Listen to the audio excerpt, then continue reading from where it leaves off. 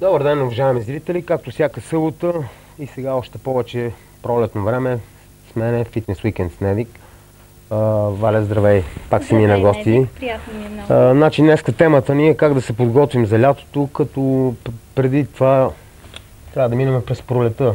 Ти какво ще посъветваш мъже, жени, тази пролетна умора, примерно как да се преборят, ако има въобще такава?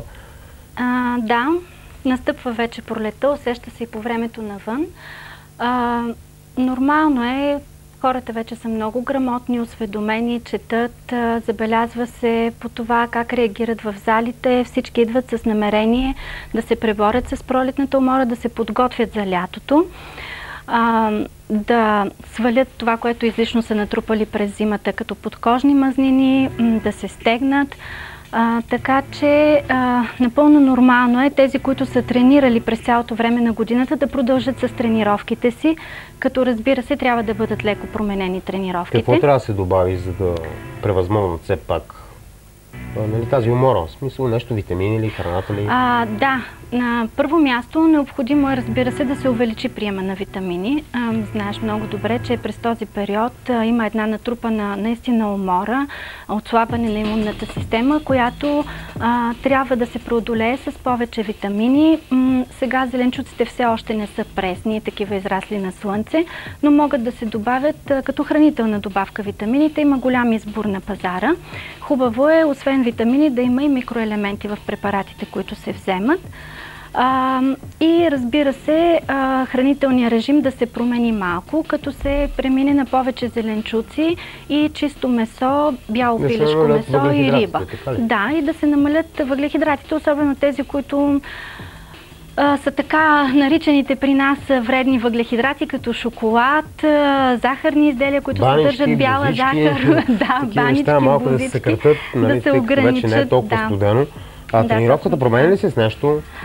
Би било добре хората, които не са тренирали, да започнат да тренират. Разбира се, изведнъж не могат да се случат чудеса и да постигнат кой знае какво, но с постепенно навлизане, с по-леки тренировки и увеличаване на аеробните тренировки могат да постигнат добри резултати. Все още имаме на разположение около 3 месеца до лятото, така че напълно възможно е сега да се започне и да има добри резултати. А тези, които са тренирали през цялата година, независимо мъже или жени, са имали интензивни тренировки с повече тежести.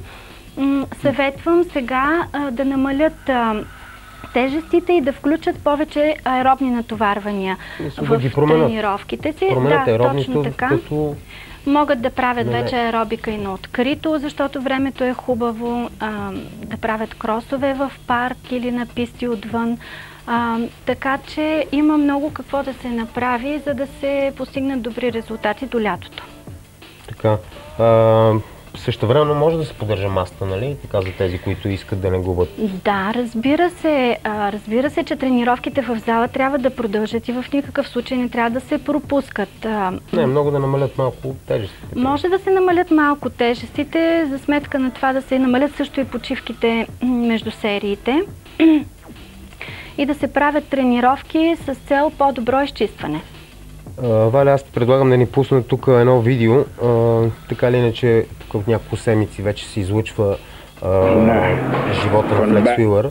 Значи миналата седмица излучихме кадри от тренировката му за гърди. Сега тук за бицепс прави.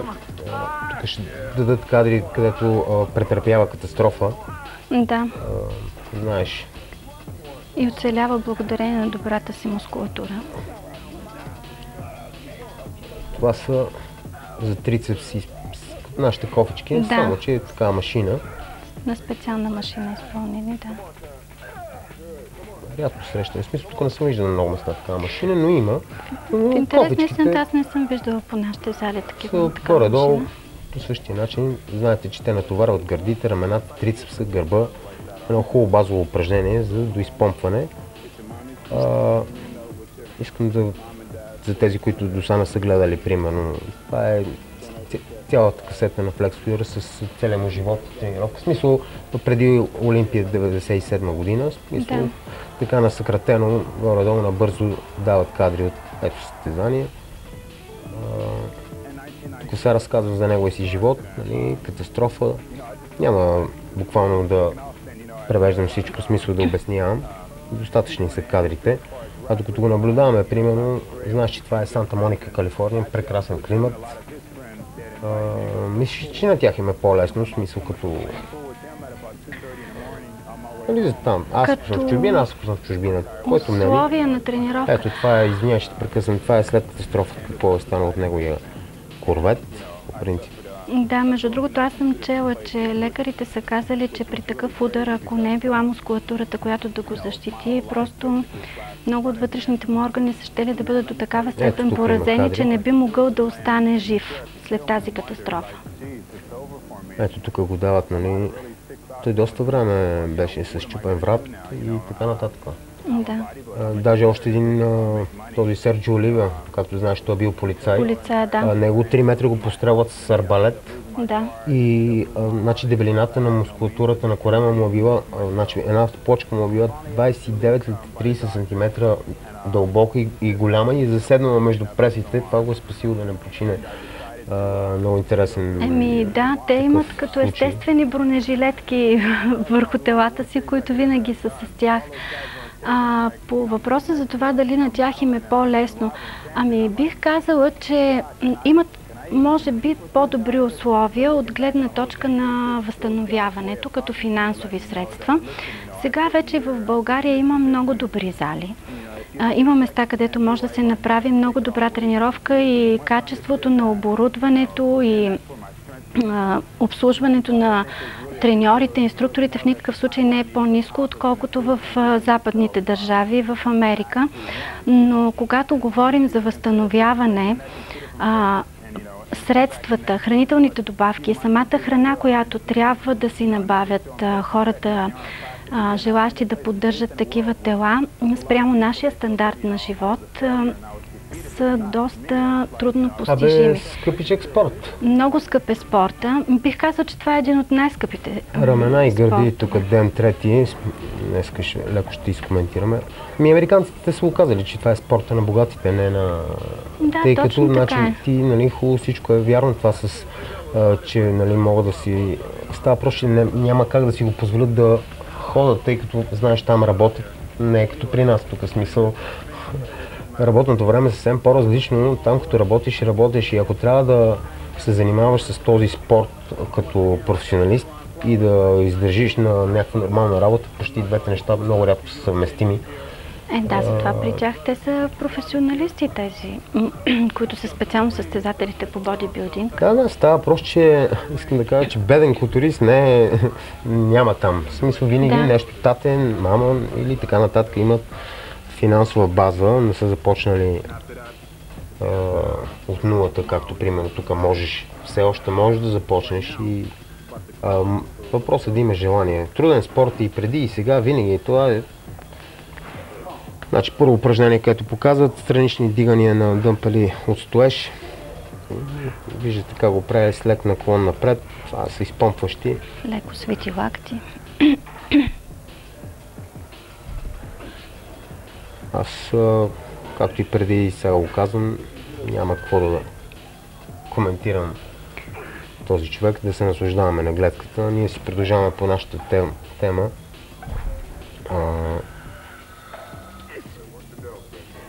Значи, преди да преминем към летния сезон, един нормален човек, който си поддържа целогодишно, какво трябва сега да промени в диетата? В смисъл такъв, който има, пример, да речем, пазиш диета, в смисъл, защото подаваш се на качване на килограми. Сега и си пазиш някаква такава стрикна диета, нали, да не качваш и да си поддържаш тялото. Какво сега трябва да промени?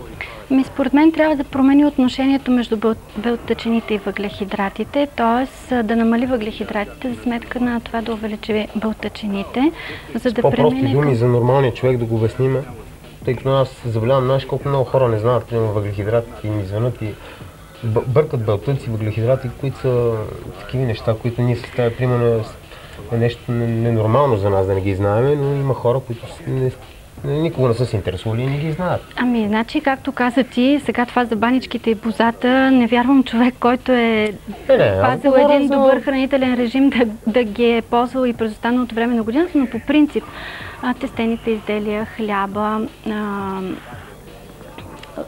сладките неща. Соленките. И соленките, въобще тези, които съдържат бяло брашно, трябва да се намалят, да се увеличат яйцата, белтъци от яйца, месо от пиле, бяло пилешко месо без кожа, риба, пуешко, телешко. Изварал, безмаслено, безсолена. Точно така. И също пресните зеленчуци, от които ще се набавят фибри и достатъчно въглехидрати. Нищо не казваме за плодовете. Сега плодовете са така един доста оспорван въпрос.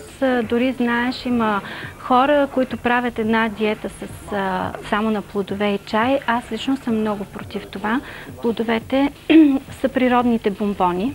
Да, аз съм на същото мнение. И ако си похапваш бомбони, дали те ще са природни, ще съдържат фруктоза или пък ще съдържат бяла захар, резултата ще бъде един и същ. Значи вече тук много зависи от самата структура на човека, но аз примерно с плодовете съм скаран, в смисъл, че не ми се отразява добре. Но тези, които имат добра обмяна, може да си идат, ако мисля, че... Но се избелязвал, други хора съм забелял, по цял ден нищо не дадат. Примерно, вечерта изпият един фреш и целият ден е отишъл. Според мен, особено вечер, след обяд да се ядат плодове, въобще не бих препоръчала на никой. Ако ще се ядат плодове, то по-добре е да се ядат в първата половина на деня или до 3 часа. То зависи, разбира се, от индивидуалния режим на всеки човек и от индивидуалния му метаболизъм, но по принцип, общо казано, като принципно положение, за мен това трябва да се спазва. И да чуваме и първия зрител за днеска. Ало, добър ден, слушаме ви. Ало, добър ден. Здравей. Здрасти, значи искам да те питам следното за един стерилен цикъл, сега преди лятото. Винстрол с 4 пиноболана на седмица. Дали е добре? За колко седмици? За 8. Перфектно. Перфектно. Да, мерси. Перфектно, това е доста сериозна доза. Значи зависи вече какъв си структура, там кила, но бих казал перфектно. Да не коментирам по-обстойно, тъй като горе-долу знаеш, че всеки път едно и също, така смисъл, че им правят ми забележки. Нали? Аз продължавам да им казвам, тъй като това няма да е отминала тема. Знаеш, с тебе не си говорим на такива теми. Да чуваме следващия зрител, да видим малко нещо по-различно да ни питат. Ало? Слушаме ви. Здрасти, Недик. Искам да те питам за гинекомастията на гърдите, какво да пия? По принцип, тамоксифен, българския е по-евтин, има и холандския вариант Новадекс, значи съставката е тамоксифен. От 1 до 2 таблетки всеки ден в продължение на 40 дена, това са 20 мг и евентуално на всяка втора седмица, третата седмица един прегнил от 5000 единици може да го пресече, ако вече не е в много напреднала фаза. Тъй като, но мисля, че няма проблем, ще се оправиш. Тамоксифен има го навсякъде, безрецептен, много е желателно да се нивелират хормоните, тъй като не става по-хубаво. Да чуваме следващия зрител. Ало, Недик? Да. Искам да те питам, значи, мога ли да взимам креатин и бирена мая и да ми обясниш как? Искаш ли да му отговориш на това? Да, можете да вземате креатин и бирена мая. Значи креатина по принцип в зареждаща доза се взема преди и след тренировка по 5 грама. Това е една чайна лъжичка в първата седмица и след това може да продължите с поддържаща доза след тренировка една доза. Бирената мая зависи как я взема. Значи бирена мая има на таблетки. На таблетки от тази немската. Не знам каква е концентрацията, но по принцип производителя трябва да има указание на опаковката как се взема и нали, в каква дозировка е препоръчителна. Трябва да се знае колко милиграма е хапчето. Да, колко милиграма е таблетката.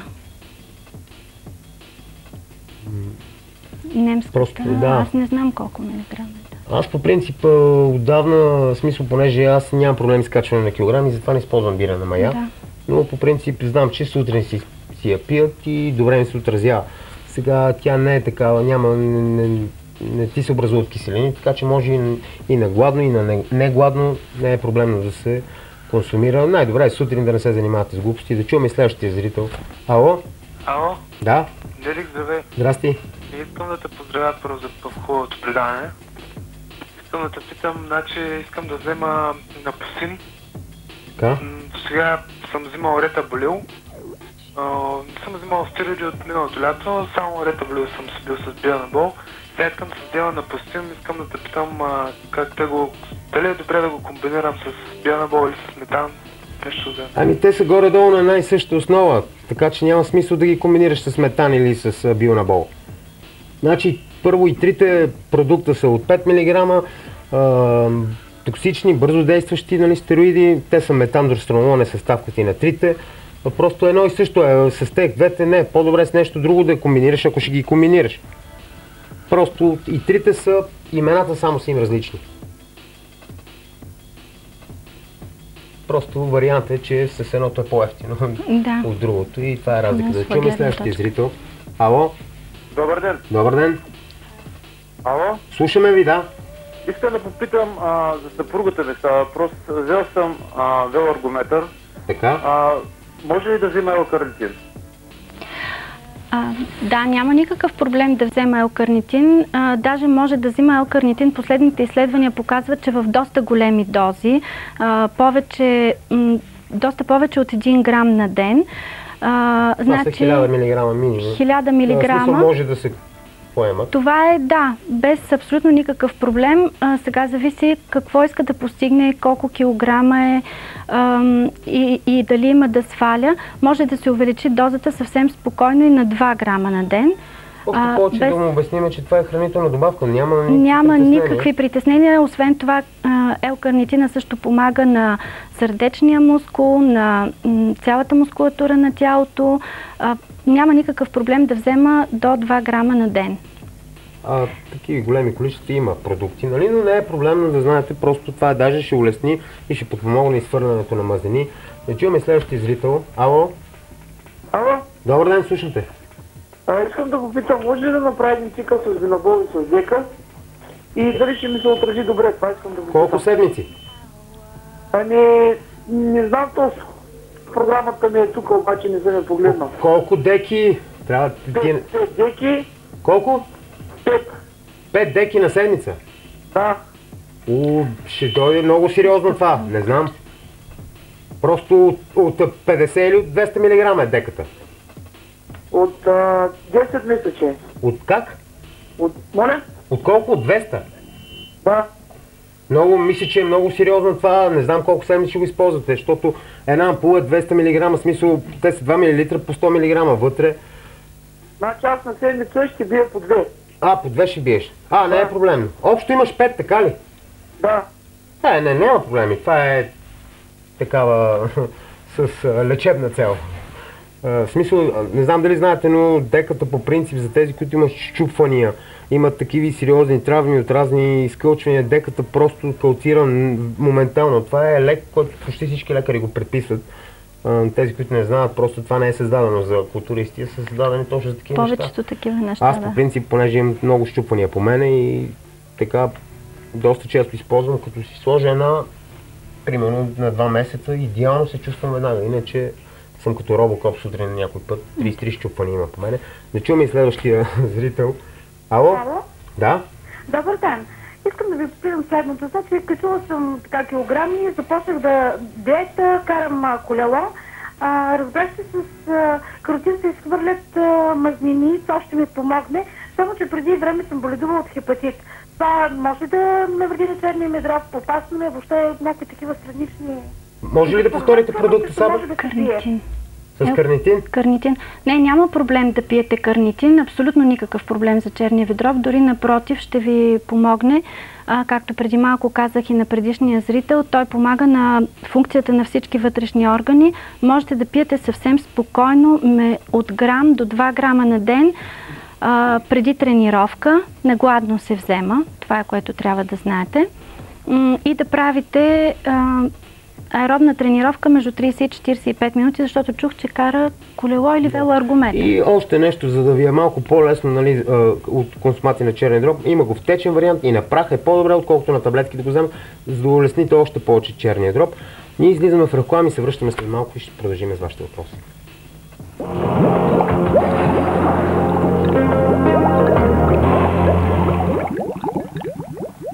Да си довършиме за L-карнитина, нали, за жената, която опита.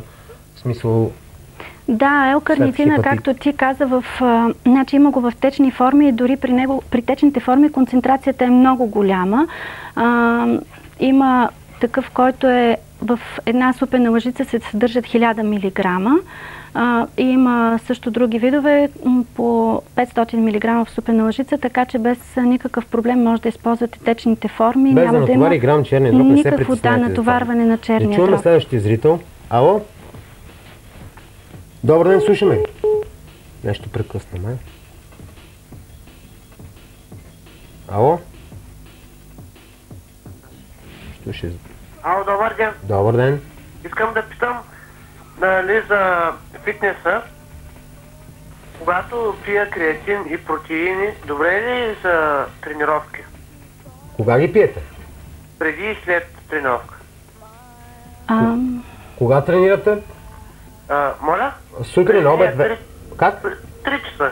3 часа. Може да си ги пиете. Това са просто необходими такива. Зависи вече дали сте слаб, дебел. Това са... Значи за протеина е задължителен, за креатина вече просто получава се насищане, трябва да се спира от време на време малко, тъй като той протеина трябва да се сменя. Да, но... и да не се пие креатина по 2 пъти преди и след тренировка. Може да се пие примерно само след тренировка. Ако известно време сте пил 2 пъти преди и след тренировка, сега може да преминете само след тренировка. Но не се притеснявайте да си ги пиете и преди и след. По принцип, като вреда няма никакъв проблем, нищо няма да ви случи. Това са хранителни добавки. Да чуваме следващия зрител. Ало? Добър ден. Добър ден. Искам да ви попитам как се пие бианабола, по каква схема? А кое? Бианабол от 5 мг. А за жена или за мъж? За мъж. Ами това е вече много относително, трябва да знаем колко килограма. Ами 98. А за пръв път ли ще взима? За първи път, да. Да речеме, примерно се прави 6-седмичен курс, сутрин се поема на гладно, започва, ако е от 5 мг, тъй като има от 2 по-трудно се намира от 2 мг, но и от 5 мг, примерно таблетката, започва първа седмица по 2, втора седмица по 3, тъй като е 98 кг, той няма да ги усети. Това е много големи килограми. И така просто качва до 6-та седмица и рязко ги спира, няма никакъв проблем, дори никакви... А качва ги постепенно, всяка седмица качва по едно хапче ли? Да, с по една таблетка, да. Тъй като за първи път го взима. Ако не го взима за първи път, тогава вече просто трябва да се направи. Моля? В смисъл, не може, той ще е като гъба, 98 кг и ако никога не е взимал, вече трябва да се знае дали е 15 годишен, дали е 30 годишен. Това са неща, които просто така гадаеме. Тренира и как тренира, да, това също още един зрител, последен. Ало? Добър ден. Слушаме ви. Нещо прекъсна. Значи, ето сега дойде това слънчевото време. Аз извинявай, че така, но това са ми зрителите, такива неща питат. Аз бях казал в някой предаване, че няма да им отговарям, но ще им отговарям, тъй като просто по-добре да не направят някоя беля, защото това не е етап. За съжаление при нас повечето са, нали знаеш, трябва да се изпатат, за да разберат нещо. Не, така е по-добре да са по-информирани и да знаят как да вземат тези препарати, защото не винаги са напълно безопасни. Ами... Ало, Недик? Да, слушам те. Витамина B12 правилно ли да се взима в 7 последователни дни по 100 мг дневно през интервал от 5-6 месеца? От 100 мг? Значи за този зрител не го разбрах, но трябва да знаеш, че примерно B12 само инжектирана форма се поема, а от 100 мг това е просто, той е съвсем воден, безцветен разтвор, което е даже не е и за настинали. Взимай от 1000 мг, примерно, ако ще го взимаш така, по-добре 3 пъти седмично, в продължение на 3-4 седмици, нямаш никакъв проблем, но го комбинирай с фолиевата киселина, тъй като фолиевата разгражда самия витамин B12, който се поема само инжектирано. Това е единственият витамин, който орално просто индиректно се изхвърля и нищо не се прави. За съжаление, знаете, че времето ни бързо лети, с каквото можахме, помогнахме. Валя, аз ти пак ще ми гостуваш, няма как, тъй като много жени се обаждат и трябва ми такива лица, които да са компетентни в женската част. Аз опитвам мъжете в повече да им помогна. Тук, другата седмица, пак сме тук, по същото време, до тогава.